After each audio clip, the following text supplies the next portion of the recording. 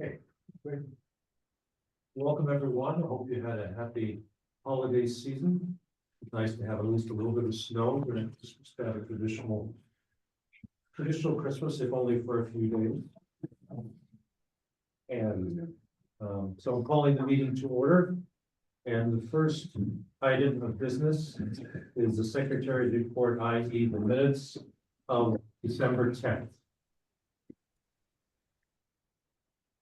Are there any comments, suggestions, corrections, etc. regarding the minutes? Yes. Okay, Peggy.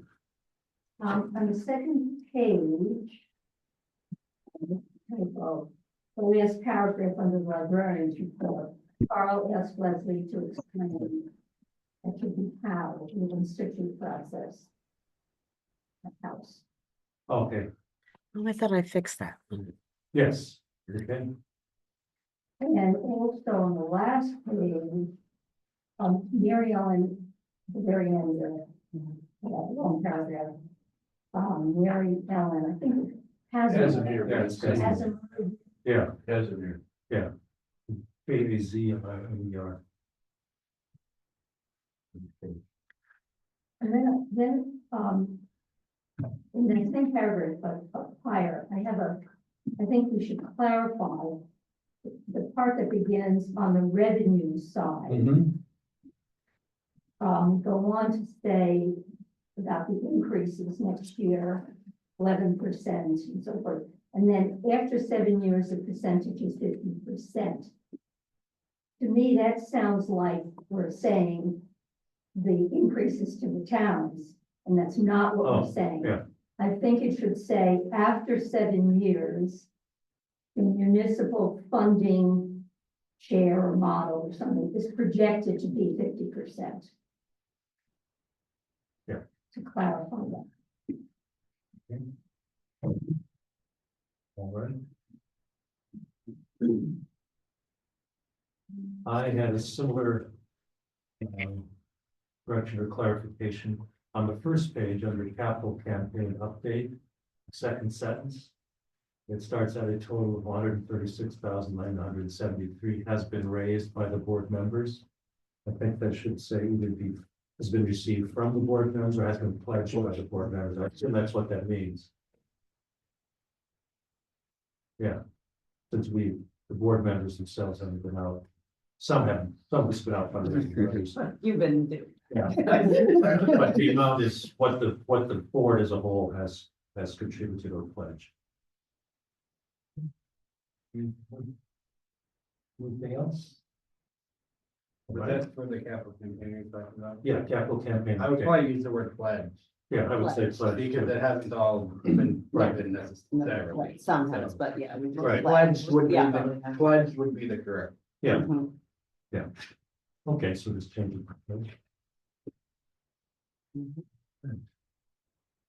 Is there a motion to accept the minutes as amended? Second. Eileen, and the second, all in favor? Aye. Move on to adjustments to the agenda. One thing I'll note is that we do have an executive session tonight. I've got a couple of things to discuss. The other thing is that we are lucky to have with us tonight Mary Randall, who will reveal the mysteries of what culling really means. Hopefully there's no violence involved. So anyway, those are the small things to the agenda. Let's move on then to capital campaign updates. Okay, I'll be giving that. I will say to Allison, I don't know if you noticed, Jack or is online now. So I think there was Yeah. a question of whether she was, okay, Allison is there. Hi, Allison. All right, I'm going to give the capital campaign update. So to date, we've received in gifts $809,426, and we have open pledges $441,504.76, and the two together makes our total. Um, $50,905. Thank you. But I wanted to make sure we differentiated Yeah. between wonderful gifts, what we've received and what's pledged. Sure. So since the last time we've met, we've had 3 capital campaign meetings, a number of staff capital campaign meetings, but 3 with the committee. We've had 3 donor meetings, which have resulted in $75,000 in gifts from those meetings. So that's very exciting. And we've completed 1 grant application for the Davenport Trust, which we should hear about within the next couple of weeks. And this week, we have 2 more donor meetings, and we're working on scheduling quite a bit more. So we're really ramping up our donor meetings. And we've got another grant application, which we'll be getting out by the end of the month for the Davis Family Foundation. And that's what I've got. Any questions? I just noticed in the minutes, or maybe I'm thinking of one of the other reports, that there was references, Lucy referenced, I guess it's for the Building and Technology Committee, I could talk. Yeah. Shall I wait till? Yeah, why don't we wait till we get to it? I had some questions about that as well. Okay, Yeah, go ahead. yeah, okay. Okay, so that's what's been going on with the campaign this past month. By the way, Rebecca's out for medical reasons. She'll be back in the saddle soon, I think. Next 16th. week, sometime next week. Yeah. So anyway, that's why she's not here presenting today. A few comments before we move on. First of all, as is often the case, I start out with kudos, and they're always well deserved, and especially so this time, particularly to Hannah and Samantha, and then everyone else involved in organizing and staffing the night at Pat and Starry Night. Seemed to be a very good turnout. All of it. Yeah. Well, last year. Yeah. And people seem to enjoy themselves. I thought the extensive luminaria were really dramatic, and great, so. So that's that. I sent out a message as board, as we discussed in the previous meeting, did send out a message to all corporators inviting them to join 1 or more of 4 committees. So far, I've received 2 responses, 1 expression of interest and a resignation of the corporator. So, I want to know if any of the committee chairs have been contacted at all. Leah, have you I'm sorry, say that again? been contacted as a committee chair about 5 corporators about joining Before that. before that? Yeah, Okay, we've had it. okay, We've had some, at least as a guest. So, okay.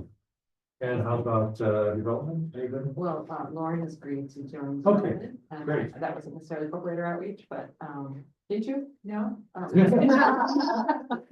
talking, but we were just talking about it. Oh, And okay. I thought Friday He was- hadn't agreed, but was going to maybe attend the next Right, meeting. yeah, that's- that's came up. Mhm. Just really direct my attention, sorry, I'll get back to you. Sorry. But thanks for really wanting me. We really want. I got the inquiry I got was about joining the finance committee. I've talked with Tommy about it, still pending. That's okay. And finally, building and technology. I don't know if you can that. I haven't heard that anyone's contacted them. Well, it's always, I think the committees are always glad to have more people join who are interested, and particularly those who have skills in those areas covered by the committees. So you see corporators and they ask, what can we do? We reiterate that we're welcoming them to join committees. We're welcome to do other things as well, of course. I'd like to give kudos too about the town history series. It's actually outgrowing its space so that if you haven't noticed already, you need to register in advance to attend in person. So that's a sign of, it's a nice, I guess, a nice problem to have for the time being, after the phase 1 is over, or I should say phase 2, then maybe we'll have ways to accommodate even more people in person. As a result of its self-evaluation conducted, the board requested an update on the status of trustees' contributions to the annual fund. In particular, percentage of those who pledged and a percentage of amounts received or given. And thanks to Samantha, this year, the gifts have received so far are about $99,745. Open pledges $6,615 for a total of $16,360.11. In previous fiscal year, the board gave $11,750.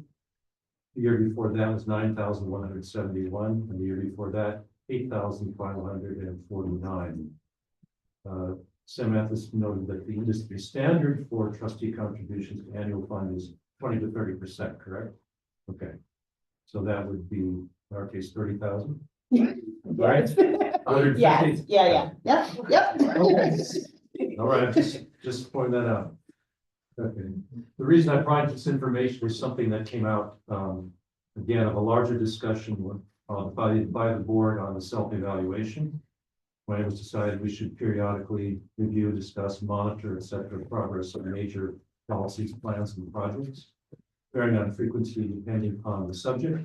I sent around today the things that were identified, which Rick had compiled.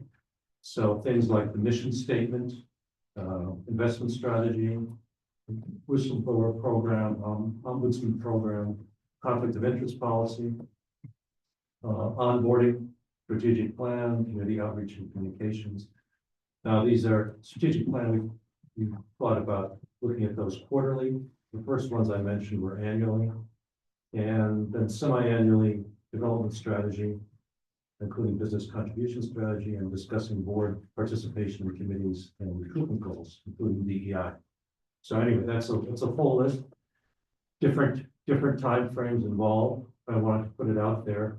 Not that we have to sort of decide tonight what we want to talk about next meeting, but I thought we should think about it and decide, and that way when we come to the next meeting, we can be prepared. Do any of those topics that sit around strike you? The annuals, again, are the mission statement, the endowment investment strategy, and financial processes, whistleblower policy, ombudsman program, and conflict of interest policy, and then onboarding. Those are the annual ones. You can do one or more of those next time if you wish. So otherwise, I can pick one and suggest it as we go around, or one or two, and suggest that we focus on them. Perhaps one of the annual ones and one of the quarterly ones, since the year is underway. I think addressing onboarding. I might even wager that there's some folks that benefit from a refresher. What was that? I didn't hear you. The onboarding, I think might be a nice one to tackle next. Okay. What was the, there was financial something was one of them, what was that? Yeah, it was the endowment investment strategy and financial processes, including audits and risk strategy. Okay, That seems to me would require a little bit of pre-work on what the Yeah. finance committee's. Yeah. Maybe put that in the coffer too. well, I think we should maybe get some ideas from Bill Brewer and to feed that conversation before we talk about it, but I think, Maybe finance should start. yeah, maybe working finance on can it. Okay. develop a strategy for that, yeah. Yeah. Okay. What's the community outreach and communications plan? Be interested in that one. Without knowing this, I will say that the development report is a 6-month review. So you could inadvertently check that one off tonight. Yeah. Right. Sure. Happy confluence of events. Yeah, exactly. All right.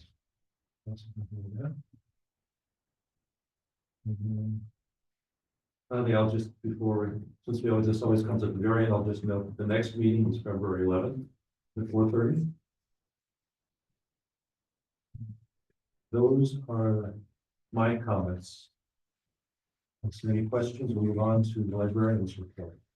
Okay, a few things, but I don't know, if you had introduced Chris Marks, who's sitting behind. Didn't see Chris. Yeah, I didn't know if you did, because see. he sneaked in. So speaking of onboarding, so do you want to go ahead as Yeah, part of you? Go ahead. Chris is our new representative from the Bath City Council. He told me that he had to fight tooth and nail to get this appointment. Again, hopefully no violence was involved, but anyway, Chris, welcome.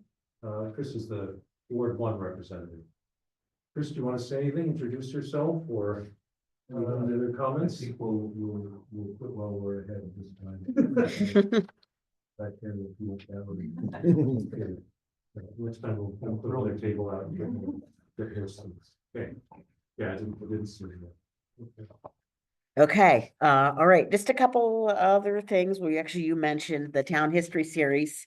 But this Saturday is Bath, so it's actually, we're going back to our original presentation, the first one we ever had in 2005, which was Roy Lawrence's Bath, Past and Present, and Joe Minot is actually going to be reliving that and giving us up-to-date information. But basically, it's sort of a tribute to that first ever presentation we had in 2005. So again, we're doing a little bit different this year, registration and a YouTube live stream, which will then be recorded for folks that miss it, and they can watch it after the fact. So we're very excited about that, and that's coming up. And then I'm gonna have Mary actually is gonna take over in a minute. I wanted her to talk a little bit about a particular topic that's near and dear to my heart, but in an effort to, engage the staff with the trustees and to sort of inform you and educate you about what we do here at the library, especially for something that's kind of behind the scenes activity. So Mary's going to talk a little bit in a minute.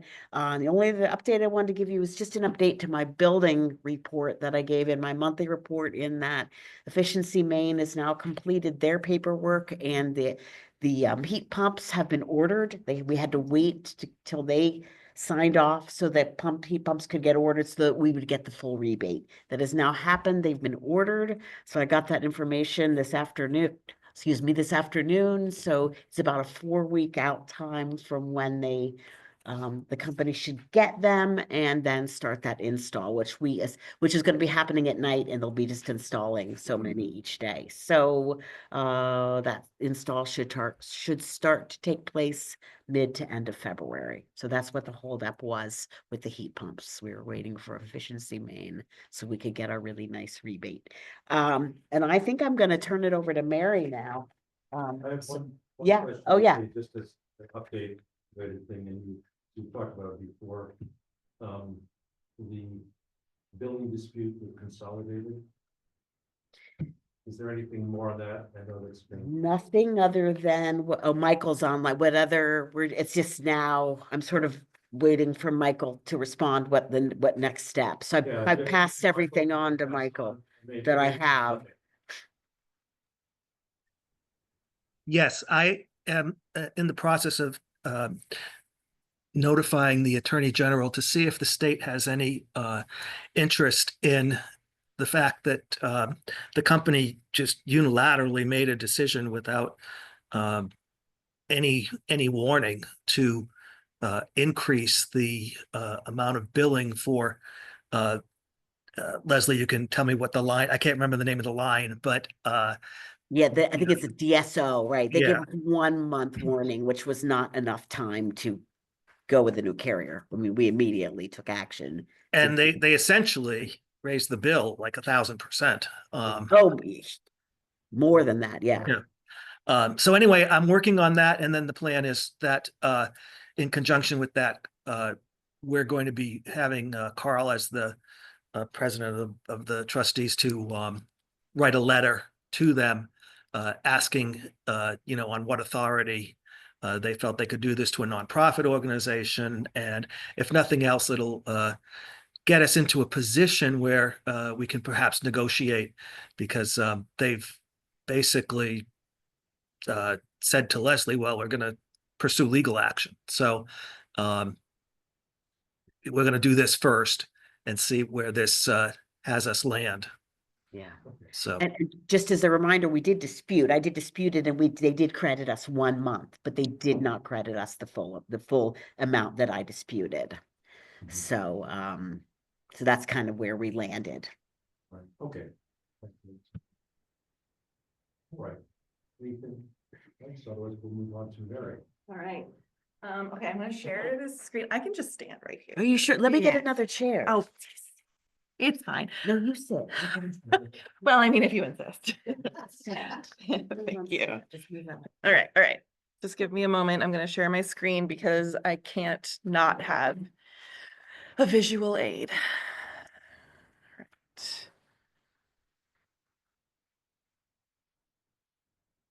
Okay, honestly, I might want to stand.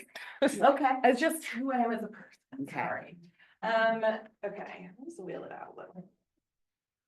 All right, hi everyone. I'm Mary. I'm the head of children's here at Patent Free. This is like the spiel I give at the beginning of all my story times. It's the same thing. So it's, I'm Mary. I'm the head of children's at Patent Free Library, and this is my presentation.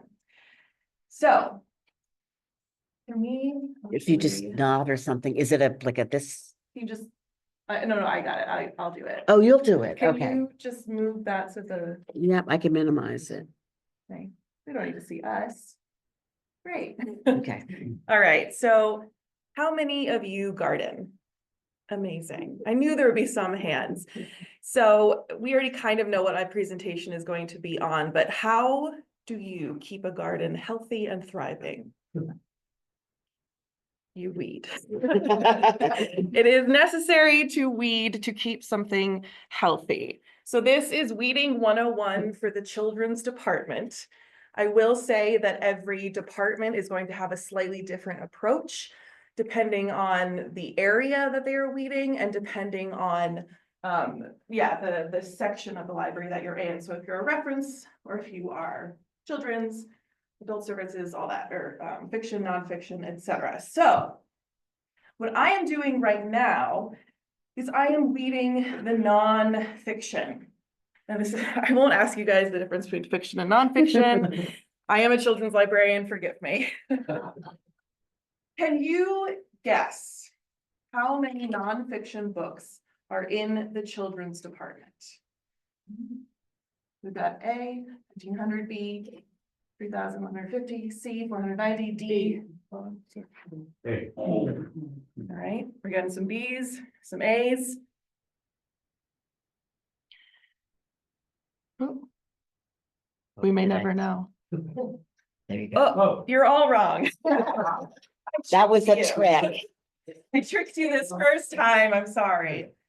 So there are over 5,000. I did not give an exact number because I am mid weeding project, so the numbers are in flux, but it's a lot.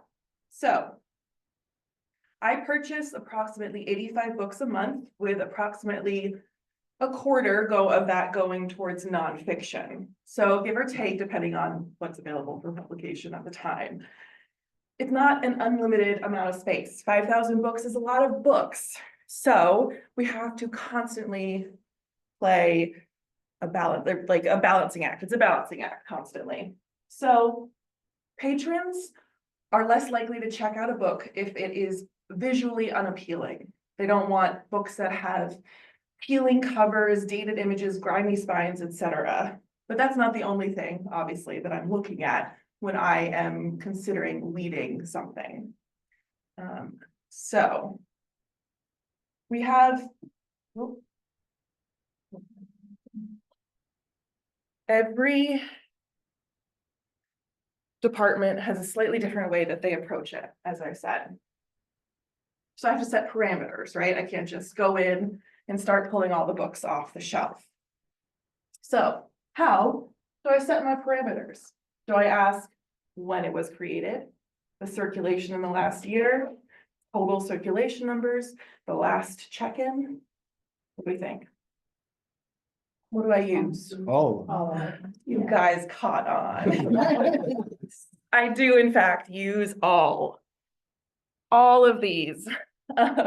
So when you are dealing with a nonfiction, with a weeding project in general, you create a list in Sierra. How many of you have ever seen what Sierra looks like? You, yes. So, John, no. So Sierra is the system that we use to check books in and out, to sort of look up all of the nitty-gritty details of everything that we do with our materials. It is mildly clunky, so I would like to specifically shout out one of my staff, Karen, who creates the full list for me. So what I asked for, yeah, it looks pretty crazy, right? There's some jargon here. So I ask for a list of all the nonfiction that we have in the children's department, all the information she can give me. This is a big blanket list. When I started, it was about 5,530 items. And I asked for every bit of information she can give me. The title, the author, the call number. Who knows what the call number is? We know that? Yes. Okay, good. Peggy knows. We've got the barcode, we've got created, then we've got some jargon happening here. So created, when was it put into the system? When was it cataloged? Last check-in, when was it last checked in? Total checkouts, since it was created, how many times has it been checked out? Last year's circ, how many times did it circulate in the last year? And then year-to-date circ, how many times has it circulated this year so far? Internal use, how many times have kids read the book in the building but not checked it out? Number of renewals, total of the year, total renewals, status, location, lots of stuff, right? So as you saw from my previous slide, what I take into account more than anything is going to be when it was created, the total checkouts, the year-to-date checkouts, are the big guys. So for my nonfiction series, my nonfiction weeding project, my parameters are such: anything older than 12 years, there's a lot. Anything with less than 10 total checkouts, anything that hasn't been checked out at all in the last year. So you may be asking yourselves, that sounds like it might be a lot of books. And it is, it's a lot of books. And then you might be asking yourself, will we have no books left? I can assure you, no. We will have no books left. We will have books left, because what happens is my lovely staff, Karen, Gia, Meredith, will take this list that I have slowly but surely whittled down to a smaller, more manageable list with all of these parameters in mind. They'll go through all of my nonfiction books, pull them, put them on a cart, and then I look through each and every one of them. Because sometimes when we are doing a weeding project, it may not have been checked out in a year, but it's the only book in the system that we have on Latvia. And it is our duty as librarians to keep materials in the library, not just because they're getting checked out a lot, but also because it's an important source of information for anyone who comes in looking for it. So right now, if you do ever want to come into my office, you'll see a big cart of books, and that's what I'm doing with them. Looking through each one, making sure that each book is thoroughly checked out before I decide that we're going to delete it. And then what happens? We delete it. So Karen, Gia, and Meredith are all trained in how to discard items. And that's kind of what it looks like. It's this very clank. Honestly, I should have deleted it live for you guys. So you could have seen what it looks like. It's a very sort of clunky system, but you delete the record, you delete the location, and then it is gone. We cross out the barcode, we put it on a cart for patrons, staff, anyone who wants it to get a free book that they can then take home with them forever. So, finally, here we have a little sticky wicket. Ooh. These are 3 titles of 3 books. You can see when it was created, when it was last checked in, total checkouts, and then the circ in like the last 2 years or so. would you keep them? Or would you discard them? This is an open-ended question for you. It is a moral, oftentimes it can be a moral conundrum as much as it is anything else. But there's numbers that back it. And then hands on books are oftentimes a big sort of final answer to the question. You look at the book and you say, "Ooh, this cover is completely peeling off," or "Oh, there's a big coffee stain." That's that. Or we have a better one that we can get now that talks about fractions, decimals, and percents. So that is a quick peek into what it is like to read a nonfiction section in a library. Yes. What do you do with the books that remain after you put them on the cart for people to take? And some still languish there for whatever set amount of time, and what comes next? What comes next? Well, there's a couple things that could come next. I will say, book crafts are a good thing to do. That's a really good sustainable way. You take the books off, you maybe take out the pages and use it for some sort of paper craft where you can make an ornament. Yeah, there's a lot of different ways, or honestly, there are people who specialize in really ripping them apart, discarding them fully, forever, discarding them. So there's a couple different options. They don't languish here though. They really don't. People will take every book that you put out on that free cart, which is a rarity, honestly, but yes. Go to a bookstore. Yes, If, but only, yeah, I can. We'll answer that a little more. Only a lot of them end up in the back of my car and then I take them to Goodwill. So Oh, that's that's kind of our, places. if they sit for, because I don't think the bookstore wants. yeah, nothing with like the disc, like it doesn't like. Yeah, but so I end up taking some to Goodwill, whatever doesn't get picked up by patrons after a Yeah. certain amount of time usually goes in my car to Goodwill. There are a myriad of ways in which we get rid of But the yeah, languishing ones. That's, and if they're in poor condition, we Yeah. recycle them if we can. They're Yes. not worth, Yeah. you know. If you ever need to get us like some stress out, ripping a book apart, highly recommend it. All right, that's me. All right, thank you. So do I need to what do I need to do? Do I need to do anything to get out of Canva or just stop sharing? Okay. All right, okay. Thank you, Mary. Is there anything else, Leslie? No. Okay. Next is the consent agenda. Is there a motion to accept the consent agenda? I move. Rick, second, Tommy, all in favor? Consent agenda. That's it. Now we'll move on to any discussion or questions regarding the committee reports. I have a couple. Good. Okay, One was sort of based on, I'm not sure where it's called. The reports about the Bath Historic Society was meeting on December 11th to discuss the issue. I'm not sure if that actually falls within this report. that's on the monthly staff report. Yeah. But does anybody know what happened after the December 11th? Yeah. With DHS? So they're in they haven't made a final decision, but they're working towards within the next 6 months, fully inventorying their collections, to make a final decision on what they want to do. So, they have not made a final decision and won't until June. So, but they've given themselves sort of a deadline of June to fully inventory and understand everything that they have.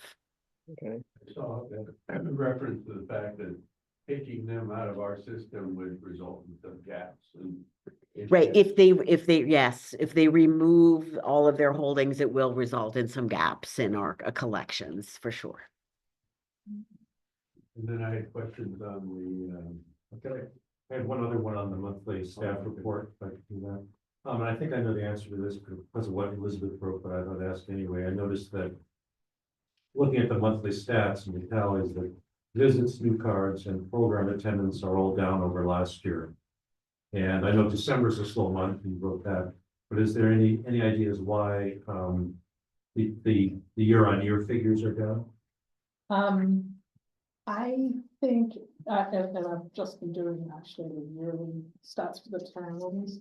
I think the ILL impact is huge Okay. for us. So ILL was down 34%. And that really drives people coming in to pick up books. Yeah. Other books, and it all feeds out. So this is gonna be a strange year. Okay, right, okay, Mhm. thank you. There's sense of how long that's gonna go on, because it still hasn't smoothed out, right? It hasn't smoothed out, and now it's kind of creating, the delivery is sporadic, and it's also, we get these jams. These very large deliveries, and then maybe no delivery, and then another. So it's really impacting workflow, and circulation. That's a new contractor that. It's an improvement. I had another comment about that, of Elizabeth's report.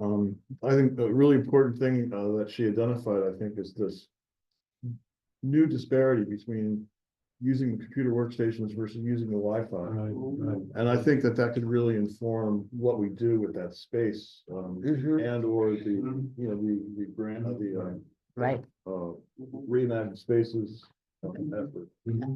absolutely. And we've actually already, we used to have 10 desktops, and now we're down to 8 for that very reason. We used to have a computer that was designated queue, where people could get in a queue if they were all being used, and that doesn't happen anymore. We don't have the queue computer.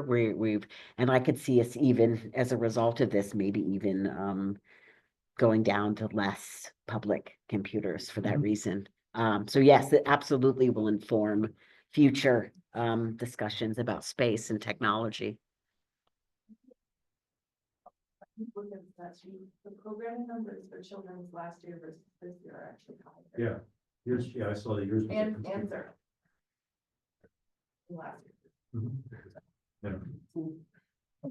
year. Sorry, the children's corner. And I just wanted to acknowledge, Elizabeth, you presented the statistics and then the example of how you use the statistics. Mhm. For planning, for budgeting, for, you know, I assume that's done, but I was glad to read that, an example too, so. I think I'm gonna do that. I told Tommy I was still smarting from his comment that these were just numbers on a page. So, I'm gonna do it every. Because yes, they are numbers on a page, but they do have meaning. Yes. Let's see. Rick, on the building and technology report, the question, couple of questions. One, Lucy reported other grant possibilities. Are those realistic? We talked, we had the campaign meeting, we talked about not just doing it in-house. Are we applying to any grants that you looked at here? Not that, so if you've read the Other than professionally trained?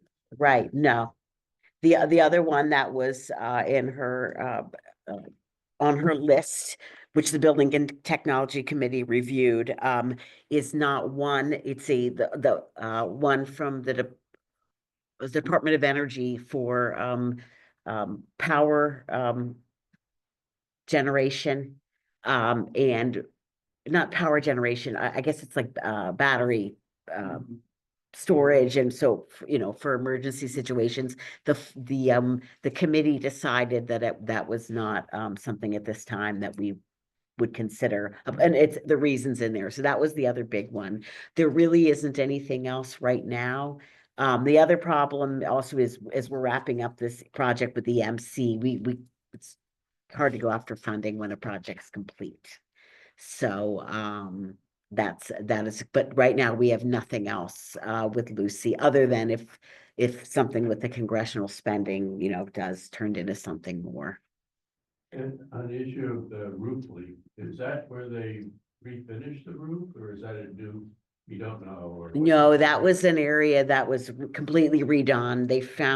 They had cut the rubber too short, and so from above it was sort of hitting and just water was running in. So they have I think we had 5 leaks over time, minor leaks, and they were very responsive, but the last time out, our EMC sort of said enough is enough, this has to be fixed, and we believe that it is finally fixed. They found, they kept finding spots, but they found, they took a hose up there and ran water, and then somebody was down below and could see the leak.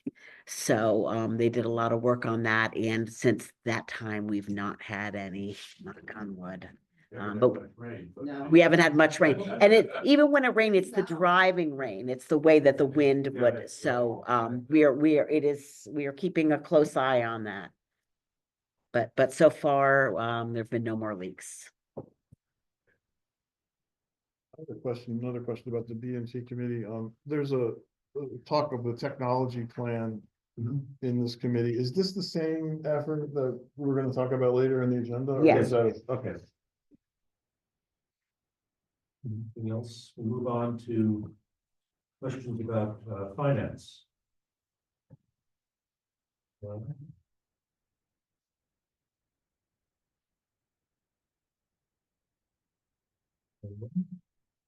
Things did not meet. The governance committee report was very brief. Came in just today. The biggest thing is a quite extensive review of the bylaws going on right now, and those that was subject to committee meets on Thursday of this week. So that's there it is, and so Steve is the chair. Policy and personnel. I had a couple questions, and just partly because of the terminology worried me a little bit. Can you briefly describe the types and frequencies of the quote uncomfortable patron behaviors, or what that meant? I would turn to the. Yeah, I don't know that I'm really comfortable talking about that, it's about particular patron behavior. I don't know, Liz, it's just. Is it threatening the staff or the? No, I don't think that that's really what we're talking about. We're really just talking about patrons that maybe are neurodivergent or somebody that's just not, we're not talking about behaviors. We are very clear on what is acceptable behavior in the library. Right. And if there's not acceptable behavior, we have means to deal with that. So I'm not really sure, but not really comfortable kind of talking about overall. The second one is also some patrons are quite talkative and using stuff. Right, but yeah, Right, okay. that's a good example of one, just for patrons that are, Oh, yeah. that are just very talkative and, taking up a lot of staff's time, and then the staff need to get to other, duties. Mhm. Talking to the staff or loud or what? It's not it's not really it's not a problem. Yeah, I mean, it's not a behavior that we are concerned about as far as staff safety or anything like that. I don't know how you described it. I'd have to look back. Yeah, that's why I wasn't sure what it meant, because I saw it and I was. Yeah, I don't think that's what, if there is behavior that needs to be dealt with, we deal with it. I think it's these sort of gray area things, or just things. Yeah, and I think that the decision was felt that the policy, there's nothing that really needs to be changed. That wasn't felt that anything needed to be changed. So we were looking at sort of just different areas that maybe that needed to be looked at or could be looked at. But I think the consensus after the discussion was that it's not, everything's covered under current policy. Okay, so the staff member is, being monopolized, staff member could say, that's great, but I've got to go on and do other things now. You can, And if curtail it and go on, right? right, if they're not comfortable doing that, they can come get their supervisor. Sure. It's every day in the library. Okay. Right.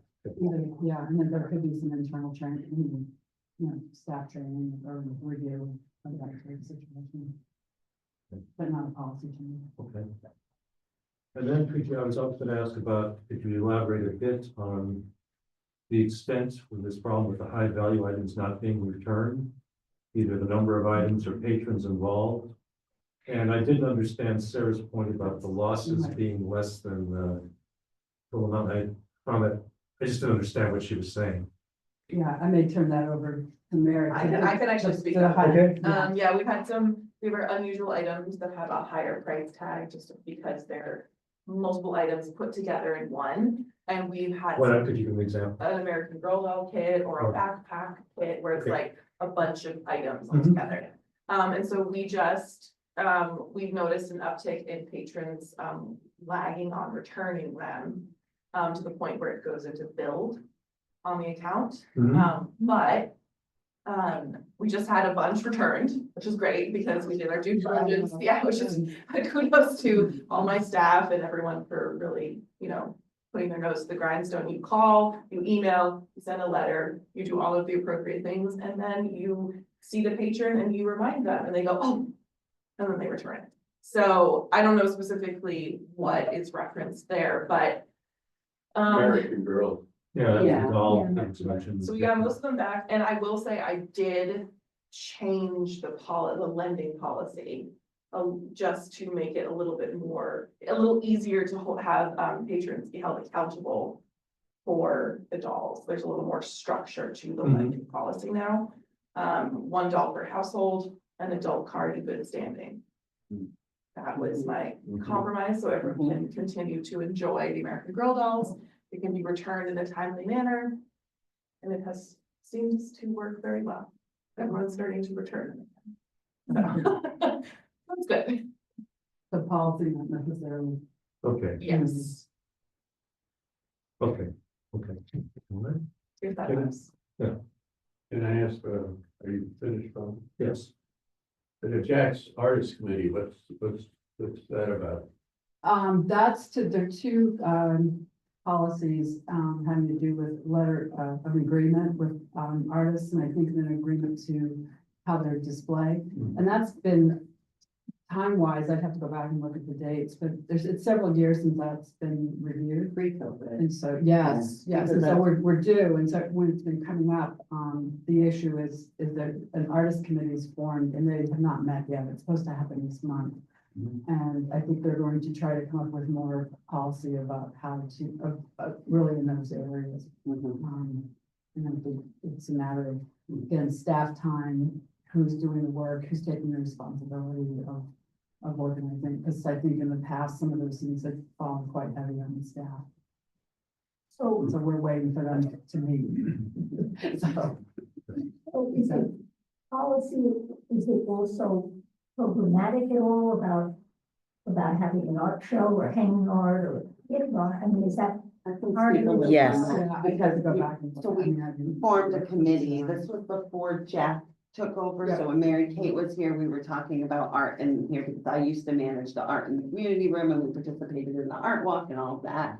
And then COVID, and then I left, and then, so it's kind of been up in the air. And so Jack, when he stepped on, agreed to start forming a committee, and that he will be the staff point person for the art committee, and that committee will then be in charge of rotating art shows in here in some various form or another. So he's put the committee together completely, so I think we'll start seeing some things once Yeah, the that's policies another, are in place. yeah, Yeah, it hasn't been used that way.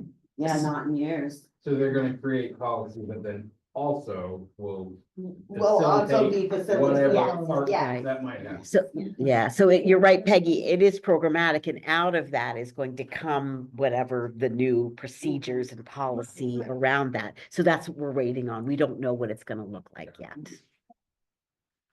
That sounds good though. Mhm. Yeah, it's gonna be really great. keep us updated? Okay. Anything more for the consent agenda? Now we'll move on to the treasurer's report. All right, we can Okay, no, go ahead. blazing right into it. So we can start with P and L first. I don't believe we have anything, sticking out to mention. Leslie, is there anything that, you want to mention on the P and L? No, There is nothing. one thing. Yeah, the insurance, I still need to look into that. I don't Yeah, have an I'm answer actually yet. going to ask about that. I'll admit I was unable. to Yeah, attend I the- mean, it's a not a huge amount. It's about $2,000 or $3,000. So I need to see, maybe it's a little more, I need to see, yes, if you look at the insurance line, the building insurance, not the health insurance, it's over. We always pay it, most of the year all up front. So it's Yeah. not like the big chunk gets spent, but it's the question of, Yeah. and I need to delve into that a little more to see if there was something charged to the wrong fund or whether that is in fact, because we also have the bookstore insurance, which goes to bookstores, so we have to make sure that got credited. So You that know, may to- just be a allocation. It could be an allocation issue. But I will find that out. I will get an answer for that. Did anybody else have any questions on P&L? No questions on P&L, we can move to the insurance report. Leslie, do you have the endowment? I figure? didn't get a chance because now we're pulling from two different locations. So just whatever is the last endowment on the cash report is the latest that I have. All right, so we will go with that. So that was. Why don't we, Jack, for the notes, why don't we get the figure and we'll send that to you Yeah. for the notes so that we have a closer figure for everybody else. If you haven't looked, as of the 2nd of January, it was $8,489,995. But we will get a more up-to-date figure that we will send to Jack to put into the notes so that we have a more accurate depiction. But hopefully it's somewhere nearish, that figure or maybe more. It'll be less. It'll be less. I know what I'm being hopeful. Yeah. I also have shares in the Star Fund, but I'm being hopeful. To be frank, I don't know, if we have a January 2nd number. Does it really matter what it is right today? Maybe we should just get it at the end of the month. It's up to you all. I'm happy to get that. We Now it's, usually have it as of when this meeting Right, is, so right. if one, we're going by that, Yeah, consistency sake. all right. If you were to go back, You want to be consistent, that's fine. yeah. It's good to be consistent when you can. All right, let's have that. I just say it doesn't look good. so, potato, potato. Okay. It's only a loss when you sell. Sorry. Anyway, any questions? Concerns? Grievances? Okay. Development report? Okay, here is the update from Samantha, and just noting that, Samantha referenced this earlier. You noticed in the monthly staff report, there was, she laid out where we are in the 6-month review of the development, the whole development plan. There's a sort of an update on the outcomes from that development plan that she has put into the board packet on the server. So if you have not yet seen that, you can peek at that and kind of see where we stand and all those things. The annual fund right now is at $94,068. With another $14,152 in pledges. That makes a total of $108,221. Rocking it. That is really great. Another patent was successful again this year. We raised through sponsorship, ticket sales, tips at the bar. Thank you. We raised $3,689, and that's just about where we were last year. We had to design and coordinated a postcard appeal that was sent to 610 donors in mid-December. They were all Libens versus Libens last year, but not this year, or some years, but not this year, from the fall mailing that had not yet responded, and friends members who were not getting welcome donors yet. So in December, after we entered another $32,000 in annual fund gifts, with $15,000 coming after that postcard reminder, which is how impactful those can be. The rest of the development office time was spent on the capital campaign. Samantha and Cookie spent a few weeks creating a report and entering all the data for prioritizing prospective campaign donors. Samantha's also been working on the case statement and has drafted a document to share with staff about the Reimagined Spaces project. So again, in the monthly staff report, there's a reminder of the focus and goals for the development plan for this fiscal year, and she's written up the 6-month review, which is now in the board packet that I mentioned at the outset. That is it. Maybe you mentioned this, but I didn't get it. How did the medical patent this year, it was donate whatever you want. How did that compare with last year? So we raised within $50 of last year, a little bit more this year. Ticket was down actually, though, probably and due for some people just giving like, oh, here's $20 and 5 of us come in. I am looking at that structure again, but the bar donations were enormous this year compared to last year. So you guys did a great job. So we made up in it, you know, but the ticket sales were down. Hannah and I met almost immediately the next week to go over the whole event, and we've already started planning on next year. I think, you know, like you were in the development committee, we had talked about the verses, you know, charging a set price versus letting it be whatever. And honestly, it was only down like $100. It wasn't massive. So I think they're on comparison with each other, but it's something I'll revisit for next year. But it probably made, I could be wrong, but it probably made it easier to. Make it way easier to not pre-sell tickets. Exactly. Yeah, Sure. So Yeah, and there's a keep a value list there in and- staff time and volunteer time. yeah, exactly. And yeah, but I think also I would say this year we had probably the same amount, but far more younger people. There were so many kids because of that craft that he was so swarmed. Yes, hungry kids. They ate Yeah. everything in a half an hour. We were out of food. Yeah. So we tried desperately to get food. It ended up coming in late, so we ate it as it cleaned up. That was good though. Yes, no, that was actually really good. But yeah, so it's something I'll revisit and think about how we'll do it next year, but like Eileen said, the not having to pre-sale tickets and not keep a list, not have the CERT staff have to keep track of Mhm. that. You know, often I'll get like, here's $20. I'm like, who gave that? And it was so busy at the desk, they didn't write down the name, so now we've got, you know, so then none of that happened, and that was definitely. That probably led to why the bar tips were so high, people kind of just felt like, okay, Yeah. $5 when I came in, so I'm gonna, you know, so. Yeah. Exactly, yeah, All came out in the wash. Yep. exactly. Do you know how the receipts for the Friends cookie sale were? Oh, I can, it was down from previous years, but it was a Is that weird included? night. That included? That is not included because that is part of Starry Night, so Hannah has those numbers. Boy, I think I entered them, but I'd have to take me a second here to find them, but it was definitely down from last year. I think I'll report at it at the Friends meeting. But John said that they just had less people coming and grabbing sweets and stuff, so who knows? Who knows? So those two things are looked at separately? Starry Night and the Night of the Pen. Yeah. Yeah, totally different events. So they don't get folded together. No, It's a total night event. Well, I mean, Or it is, but mine's a fundraising event and hers is a free event, so we Yeah. keep them kind of separate that way, but we do put the money in for. Here as a donation, but then I attach it to. I don't remember what I did, but I'll find it before the Okay. Friends meeting. And there was a comment in there about the bookstore. Yeah. May not be able to sustain Yeah. itself or something. I noticed that too.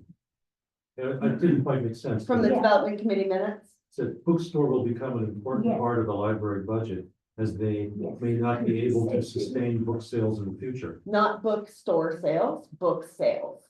So I think that I think some of the things was left out of that conversation as we were talking about how the Friends have been discussing, keeping their eyes open for a bigger space. Just because bookstore sales have taken over book sales. Book sales meaning like Heritage Days. Like the and- events. Well, you- Yeah. Yeah. So pop-up book sales, yeah. So the bookstores sales are becoming increasingly higher and higher, whereas the two book sales that they do, just pop-up ones, are not. They're Okay, not those are growing separate, as those are growing. separate And events. they're physically difficult to do Yeah. for the Friends group, and some of the Friends members here know, moving all the No, books. I and realized stuff. the Yeah, distinction, it's just the way it was written, it sounded like it was contradictory. right. So we Oh, can so tweak that, yeah. It's book sales event versus the book sales at the bookstore. I will say, if you don't know what you're talking about. Exactly, it is yes, completely confusing. sensitive. Yeah. Could that be corrected? Probably the Just a development little committee more hasn't met, so we information. haven't even reviewed these Okay. minutes, so that'll probably come up in the development Okay. committee in That way, just make February. it- I'll make a note of that. So what is there a discussion then of, how to resolve that? Or is it just being raised as an issue now? It's just being raised as just a talking point. In the Friends minutes, you can kind of see that they talked about it at their annual meeting, and then they kind of brought it up here and there throughout at their various meetings, but nothing serious, no movement or anything like that. It's just the idea of understanding. I think they did over $40,000 in sales at the bookstore this year. And that's gone up quite a bit from the previous year, and so it makes sense to talk about how to increase that, and increasing space would be one way of increasing it.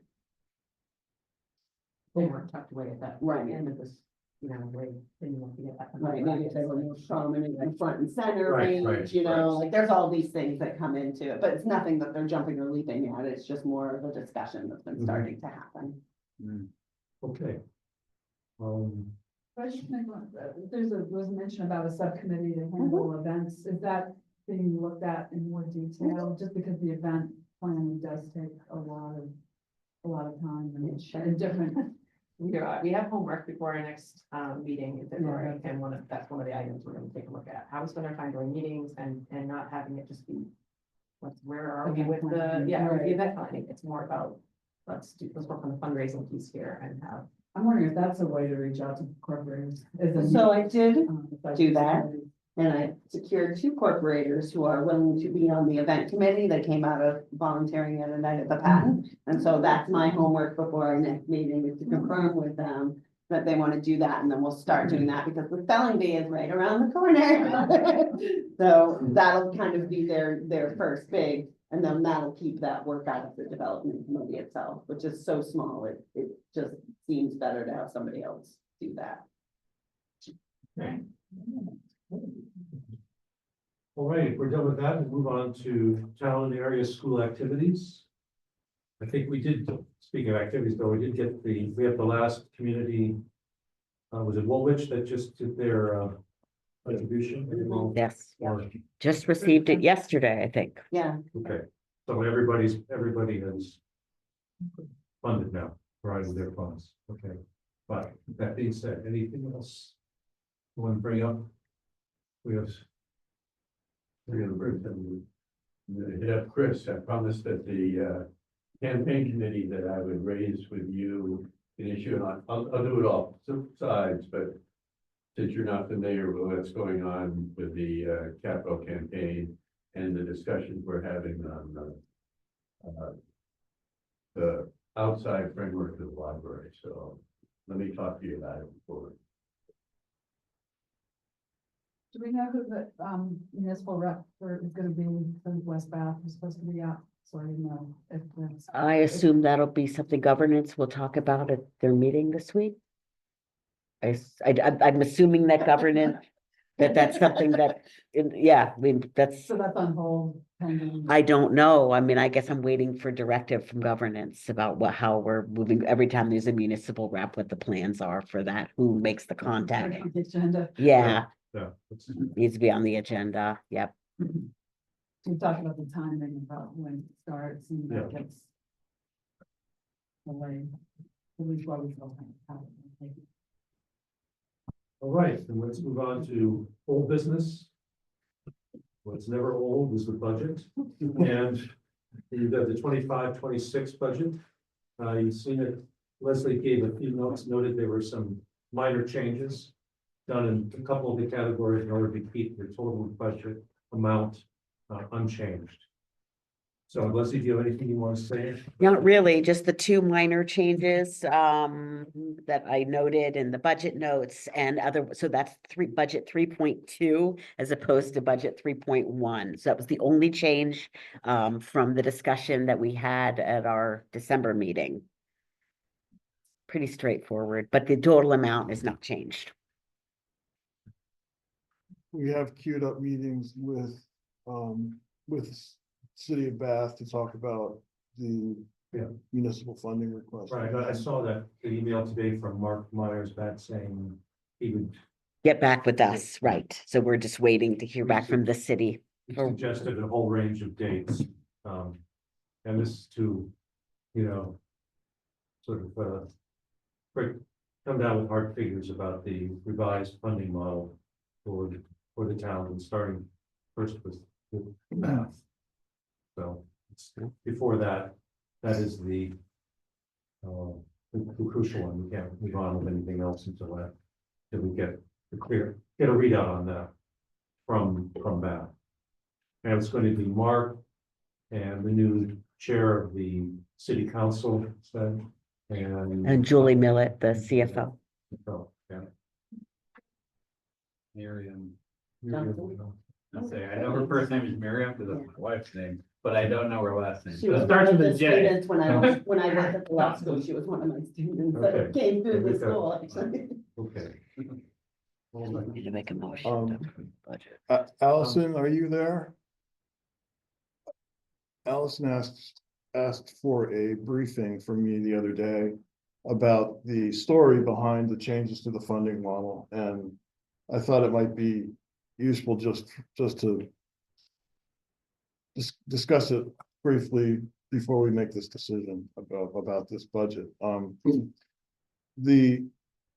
As you recall, the whole basis of this funding model change is that we've been using the endowment to fund an increasingly large piece of the budget from year to year, and it's increased over the past 20 years.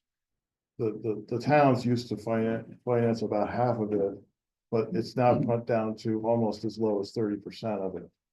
And so what we had to do is to create a trajectory so that the towns, once again, are funding 50% of the model, because we've run out of endowment. We've run out of margin for what we can take out of the endowment every year. So we have a 7-year plan to gradually increase the municipality's share of the library funding. And so that will be 50% in 2033, whatever it is. When I was explaining this to Allison the other day, she asked, did we consider, instead of doing that, did we consider reducing the budget, like closing the library for 1 or 2 days a week, or, doing something pretty drastic to cut the budget rather than increase the revenue. So she asked me to share that with the board today.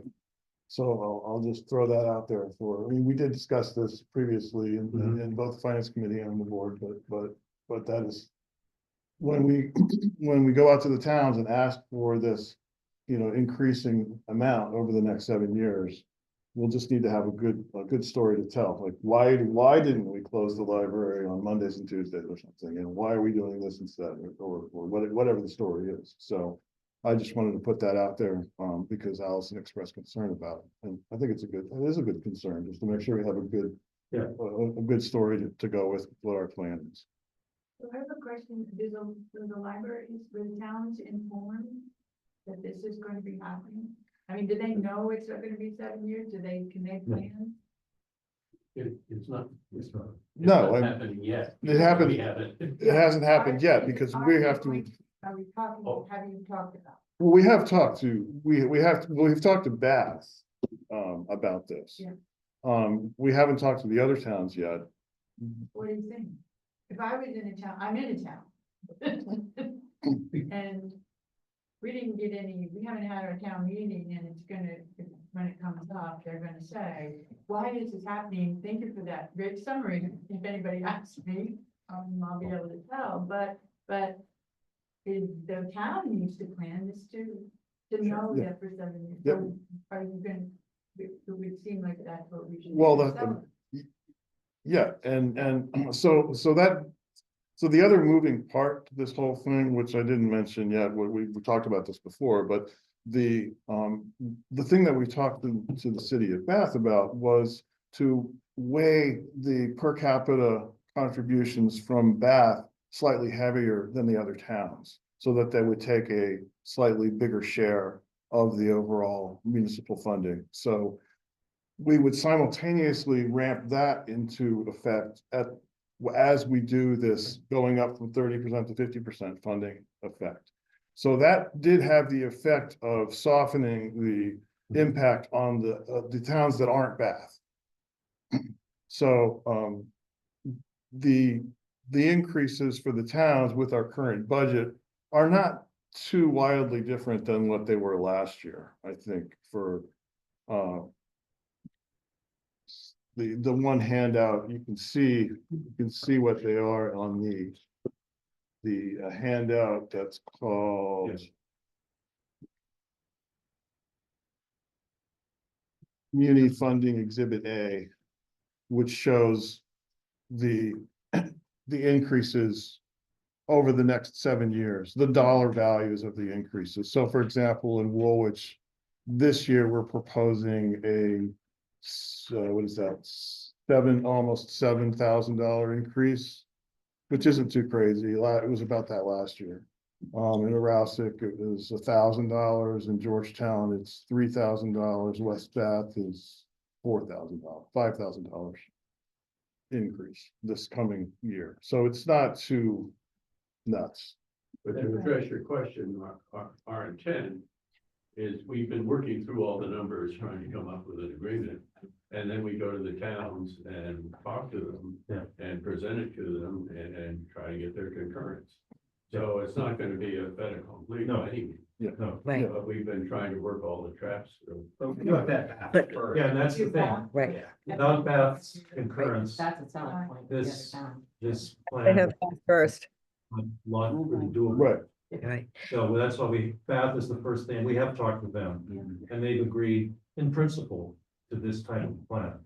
But that was without hard figures. So on the following Allison's question, when you talk to them, could you ask them, would you rather, do you think the people of Bath would rather have the library closed or have the increase? Ask them instead of, engage them in the conversation, not just say, we want to do that, are you on or off?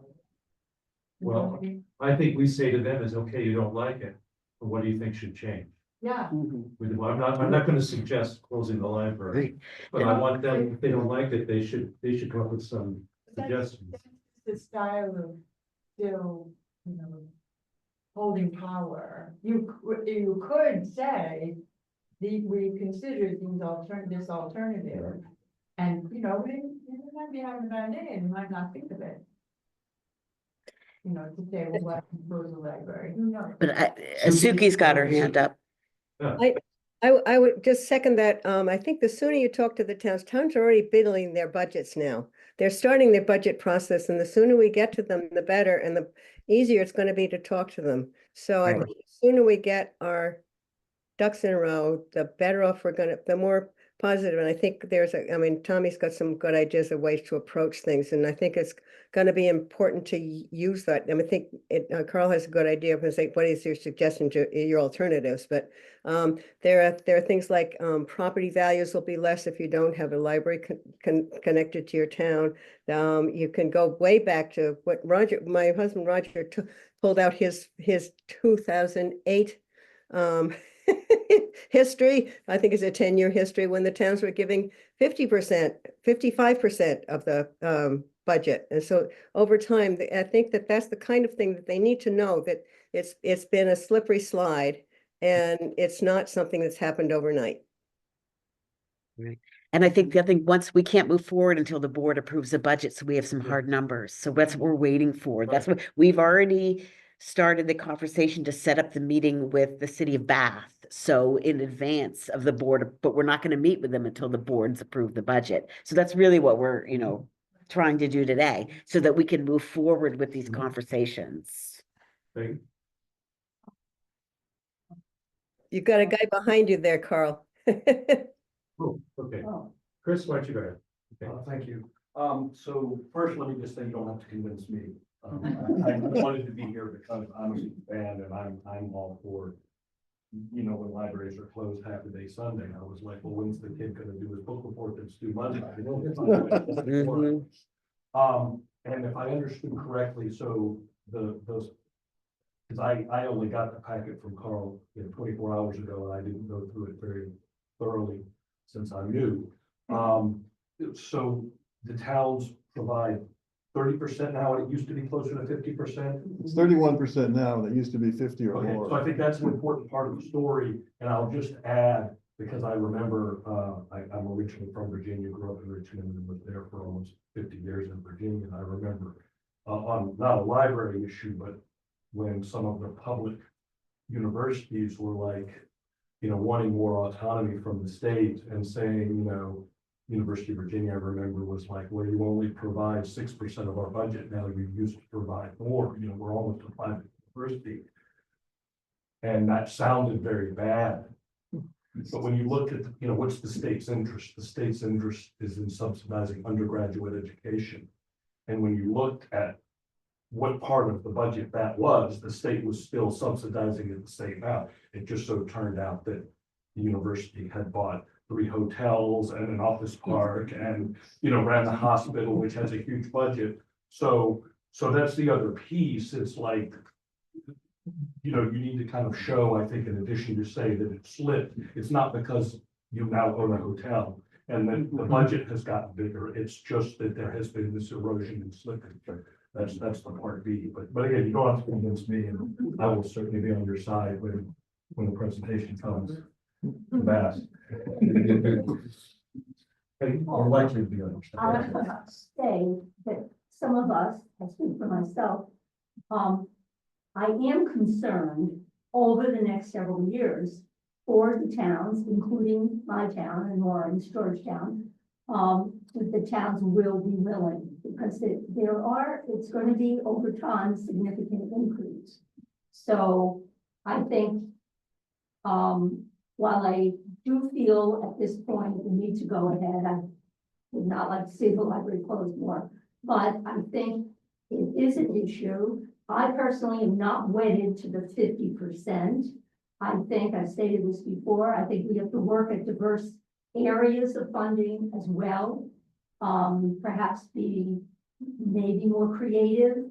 I think really, because as the budgets keep getting higher, I think some towns, there can be an issue. So,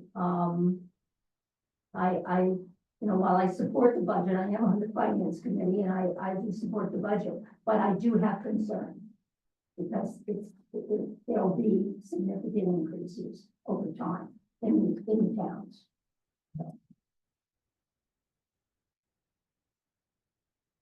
For example, we could decide that we want to increase the endowment. We could decide to hire someone to really focus on endowment bequests and so forth, to really raise that amount. That's one possibility which we haven't, decided to do. But there are other ways we can think as well, in addition to just keep increasing municipal budgets. Well, as part of our capital campaign, we're trying to add to the, as part of the third step of Yes. the capital campaign is to add approximately 500,000 to the endowment. And, as much as we all agree, I to be honest with you, I don't think the increase is all that significant. But over time, especially over time, but we all know the economy, everything goes up over time. And so we have to face that. When we look at how we can try to save money in the library and save, we've sort of been there before, as Suki alluded to.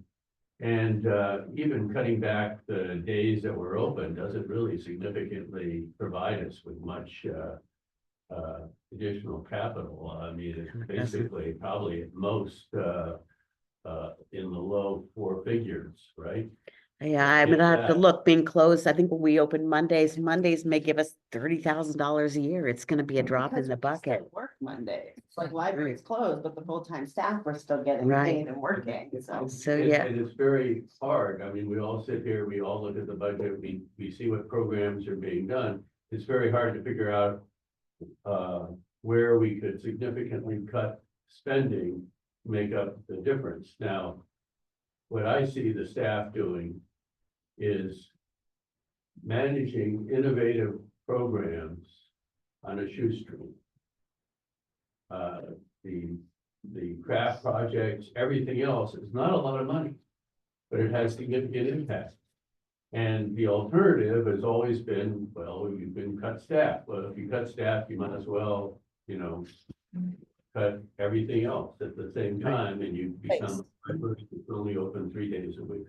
And then who's gonna wanna fund a library that's open Right, 3 days a week? right. This, So, the- We gotta be- Right.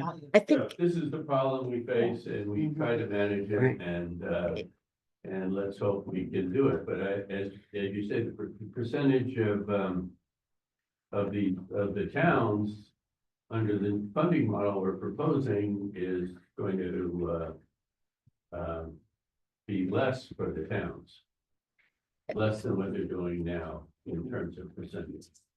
I think, yeah, I mean, that's all wonderful what you're saying, Rick. That's all really important, and I agree completely. And I think one thing I just want to remind everyone is that I think we receive about $21 or 21 and change.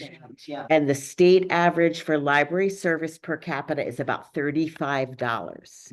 We have been underfunded for a very long time. So this is nothing new, but what's happened is, and I've been here 15 years and I sound like a broken record. Many of you have heard this.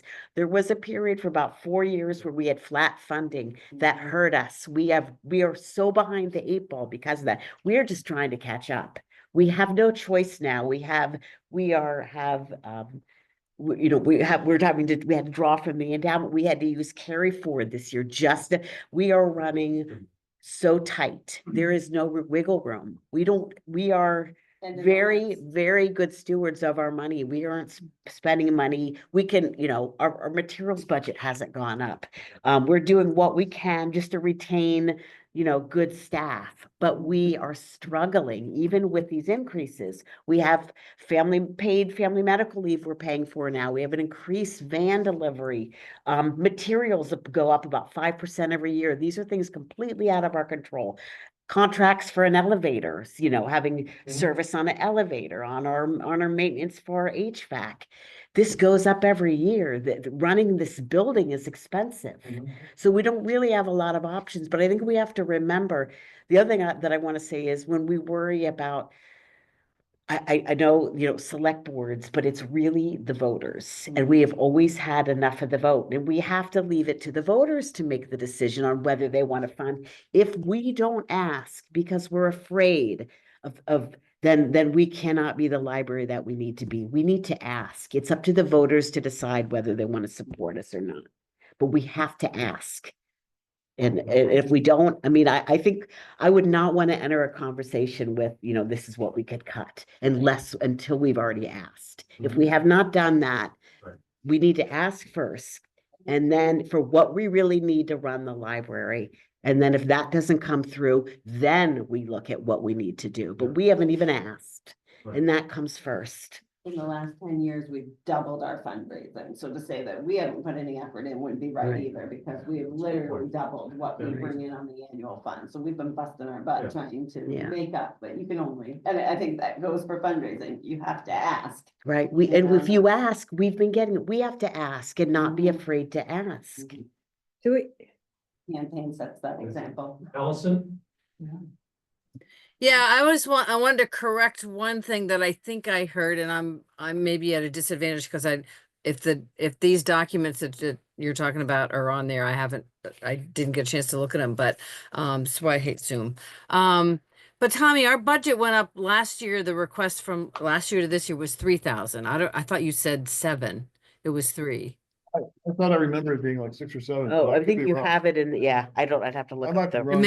I just looked in the town report. Okay. So it was a 3,000 increase last year. And there was the other, frankly, if I can just be honest here, I think the fact, that Bath is paying more per capita than the other towns will work in Woolwich's favor to a certain extent. So thank you, Bath representative. We have to have this conversation still. And the reason I raised the whole thing with Tommy about it is about closing one day is the same reason that Lauren explained, right? Is that you want to be able to say, well, we did consider other options and this is what it would cost, right? So anyway. Another feature of this budget too, that's gonna hopefully soften that more too, is the endowment, extra endowment draw that we're gonna do. So this year and next year, the plan has us actually drawing more than we should from the endowment to kind of get us up this ramping trajectory without affecting the towns too badly. So That's a good selling point. Suki? Do we have a visual of, okay, the towns pay this part, this much, the endowment covers this part, the fundraising covers this part? Do we have something that we can show people? Well, in the annual report, it has the pie chart of how, yes. Okay, that would be a handy thing to have in your hand when you go to the towns. Suki, Yeah. the handout that's called phase in, 7-year phase in, that has a bar graph of the Mhm. break. The colored one, yeah. Mhm. Yeah. Yeah. I white that one's, I've got too many. papers. Yeah, now I found it. Thanks. Let people- Got it. Oh, and this is the one that Tommy showed me the other day. Yeah. Yeah. Say- Oh. Since over here, if there's any, can talk more about the budget, but the point for us to having on, reason for having on tonight is to move this process along, to take a vote on the budget, whether to approve or disapprove. So, that being said, minus any other comments? Is there a motion? I move to accept the budget as presented. I'll second. Eileen is seconded, all right. All in favor of approving the budget as presented? Budget is approved.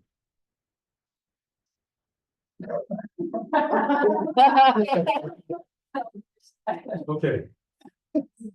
Now, move on to new business, the technology plan, Elizabeth. So Dean could not be here and he asked me to give you a brief report on it, and I believe he shared a rough draft of the proposal. So this is a subcommittee, the Building and Technology Committee, and it is Dean Emerson, Karen Robbins, John Zitto, Leslie, and myself. Let me just take a minute and say Dean is amazing. He is really fantastic. Schools are lucky to have him, and we're lucky to have him in this capacity. I'm very excited about working with him. So, let's see, we're looking at over the next 6 to 9 months. So with the idea that it will be ready for the next budget cycle, a technology plan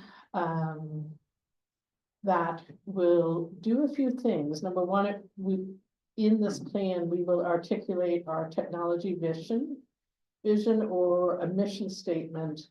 And and that will have several components, but our overall systems, the services that we deliver, a focus on digital safety and security, and also compliance. The ADA Title II is kind of looming for schools, municipalities, libraries to be have website compliance, and also a push for assistive technology for people that need it.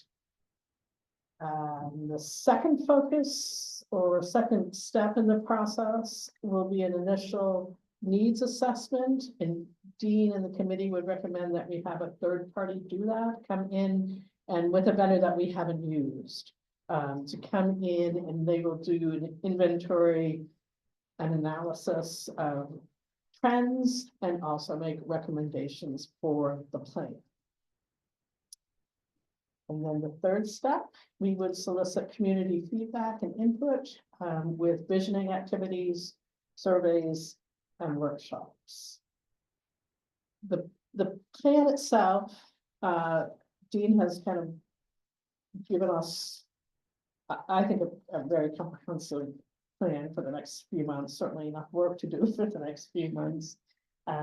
But the impact for the board to consider will pretty much be very widespread on budget, staff training needs, equipment, how we see ourselves now and in the future. And with technology, it's a great unknown, right? But we can make informed decisions, and that is a plan to position us so that we do that. The, at the end of the report, or the, after there's a goals, objectives and action steps, and the next, it starts with accessibility, inventory, training, et cetera. So are those the guideposts, the criteria by which the plan will be developed? Oh, that, I wasn't quite sure what that was related to the stuff. I think that's Proceeds. specific to accessibility, to the focus of accessibility, I think that. But there's inventory, training, budget. Look, they're all in appendices. They're all listed as the same. Doesn't, inventory is a separate listing. That doesn't fall under accessibility. On the bottom of the first page and then into the second page. Or if that's what it's intended, I just didn't know how to quite interpret that.